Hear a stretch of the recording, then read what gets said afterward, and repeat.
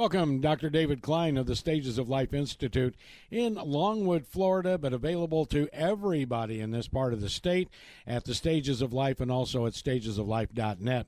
Hey, have you been sniffling? Do you realize that my throat is a little bit raspy lately? All of this is allergies. This time of year, just leave your car outside one day and then go out and look at it and look at the coating of all the stuff that's on the car. That's what you're breathing, everybody.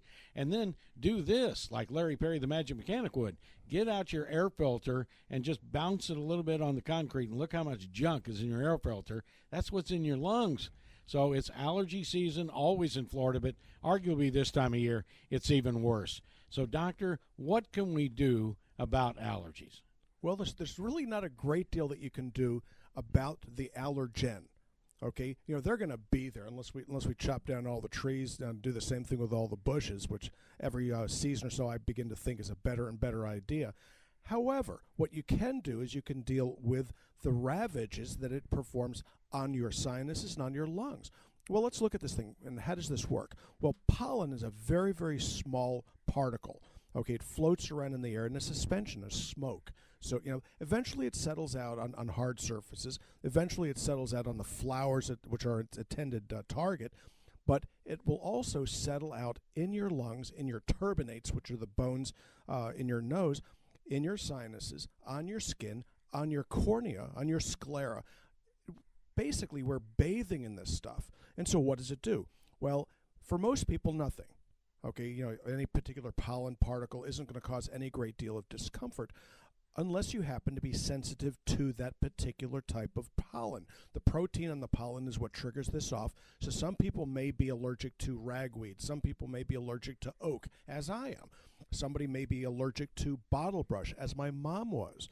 Or it could be any one of the grasses, or basically anything from the mold and mildew straight on up to danders. These particles cause and wreak havoc. So let's look at what these particles do. Okay, so they'll float around in the air. You happen past it, breathe it in, and one of two things is... Well, our phones ring even when we're doing recordings. Go ahead, doctor. One of two things is going to happen. Okay, this particle is going to make its way through your air passages into your lungs, or it will impinge on one of the mucous membranes. Mm-hmm. Now, a certain number of them come and go. They'll go in and they'll go out unsticky to the mucous membranes, the unstuck particle, the unsung hero, as it were, of the pollen world. But those that end up in the mucous membranes then start a cascade, an inflammatory cascade. And then different inflammatory chemicals determine what medication you need to do, what intervention, and what your success is likely to be. So let's look at this. So people go out and take an anti-inflammatory, which may be better known as an antihistamine. Now, one of my favorite things to do when I lecture is I'll ask the audience of doctors typically is, what was the first anti-inflammatory ever discovered? The first mediator of inflammation, that is. That was histamine. Okay, histamine is a moderator of inflammation. Histamine gets released, inflammation ensues. That's just the way these things work. So an antihistaminic compound, by its very nature, is anti-inflammatory. It's a non-steroidal anti-inflammatory that's not a non-steroidal anti-inflammatory, if you ask the doc. Well, it's not really an NSAID, but it really is. Of all of the types of headaches and facial pain, amongst the worst are sinus. So you end up hitting the sinuses with these pollen particles. You end up with inflammation, bogginess of the membranes, and then what happens? They occlude. Okay, well, if the sinus occludes, it's like having a balloon that you blow up and then seal off. If you go up in altitude, up in an airplane, or down into the sea, like in a swimming pool, the pressure that builds up, the air has no place to go, and it causes pain. As the barometer drops, the sinus wants to expand against a bony wall, and it hurts like the dickens. You want to chisel your eyeballs out. There are people that have done that. Did it help? I don't know. I've never really come across anybody who actually chiseled their eyeballs out, although I have heard of people trying.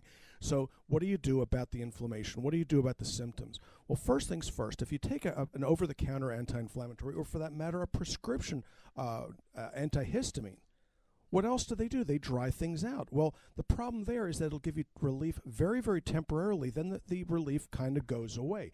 So the antihistamines really are not for long-term use, for very, very short pulsed use. So what else do you need to do to deal with the inflammation?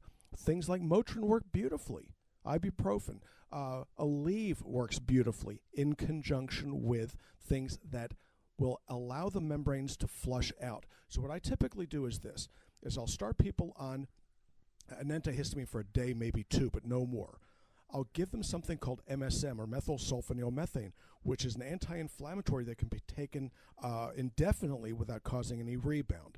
Third thing, N-acetylcysteine, which then liquefies or thins out the mucus secretion so they can be discharged. And if you can do that, you prevent the infections. Should you be one of those many individuals that's received antibiotic after antibiotic after antibiotic, it's more likely than not that you're going to have a fungal overgrowth in your sinus. And you're going to think, oh, well, what's the likelihood of that? Well, I want you to consider this.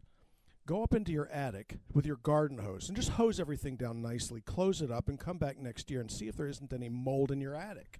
Uh-oh. You with me? Okay, so moisture, warmth, and lack of light lead to mold. Those are the precise conditions going on in your sinuses. Now, what keeps the mold and fungus at bay really is the bacterium. They fight with each other. So, it's just the way these things go. They keep themselves in balance. But if you take an antibacterial without taking an antifungal, guess what? You are a setup for this. So more times than not, individuals with chronic, relenting, or chronic intermittent sinus infections, they are fungal in nature. So to these individuals, I encourage them not to take the antibiotics as they have in the past, but to take antifungals. And what can you take? Over-the-counter citricidal, which is grapefruit seed extract. Not to be confused with grapeseed, but grapefruit seed extract is a wonderful antifungal. Tea tree oil, wonderful. These things are oil of oregano, wonderful. Oil leaf extract, tea tree wonderful. Stinks. Oh, it does stink. It smells a little bit like furniture polish. But the good news is that when your sinuses are acting up, everything smells a little bit like furniture polish, so it doesn't really matter. Do these things work? They work. They work beautifully, and they allow people to move on. Well, what else can you use? Well, we have something called quercetin, which is a quote-unquote natural antihistamine, and this stuff is wonderful. We have it in a product called Air Max. We're soon to have a pharmaceutical-grade quercetin on board, and when we do, this is going to be the way we're going to our preferred way of going about dealing with chronic inflammatory sinusitis of an allergic nature. Well, I got to ask you this. I learned the hard way about Afrin. I had heard doctors say, don't take it more than 3 days, but you know me, so I try it. I'm breathing clearly. Everything's fine. But after 3 days, if I didn't have my bottle of Afrin, I wasn't breathing. It bounces back. Yeah, you end up with what's called rebound. And the Afrin is a wonderful medication if used for 1 day, no more than 2 at a time. Well, did my respiratory system just get used to it, and that's the only way it would open up? That's exactly what happened. It was addicted. Right. So, they call it tachyphylaxis, which is a rapid adaptation to this. So when I was a flight surgeon with the military, we used to carry that with us, because if you ended up with something called barotitis media, which is basically going to altitude, then your sinuses lock up and you want to blow your head off, a spray or two of Afrin would straighten it out. You'd be able to get down to altitude, to land your airplane, so to speak.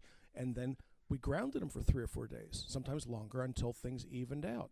Wow. Okay, now many of the things that the doctor and I have talked about along the nutraceutical route, you can get through the stages of life. I also hope that you'll go down there and just see the facility, maybe sign yourself up as a patient, but at least take a tour. And there's also, maybe we'll do a show next week with Robin about the other services they do to make your skin look so good in Florida. What do you got? All right. Well, we do invite you to come and visit us. We're located in Longwood at 1917 Booth Circle. That's right off of I-4 and 434, just 1 block east off of Raymond Avenue. Our phone number is 407-679-3337, and our website is stagesoflife.net. Our office hours are Monday through Thursday from 8 to 5. And like I said, please come in and visit us.